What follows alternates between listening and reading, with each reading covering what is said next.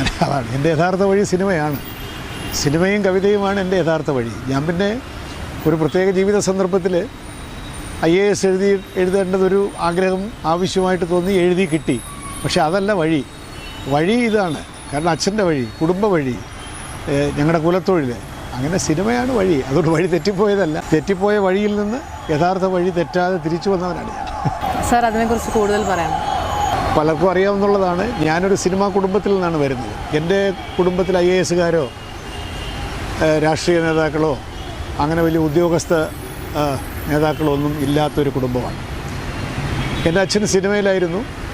ഞാൻ ജനിക്കുമ്പോൾ തന്നെ അച്ഛൻ സിനിമാ സംവിധായകനാണ്. അച്ഛന് 2001 മരിച്ചു. അപ്പോഴത്തേക്ക് അച്ഛനായിട്ട് 130 സിനിമ സംവിധാനം ചെയ്തു. ഞാൻ ജനിക്കുമ്പോൾ തന്നെ സിനിമയാണ് ഞങ്ങളുടെ ചുറ്റും. അപ്പോൾ സിനിമയിലെല്ലാം എൻ്റെ ജോലിയല്ല. എനിക്ക് അഭിനയം എനിക്ക് താല്പര്യമുള്ള പണിയല്ല.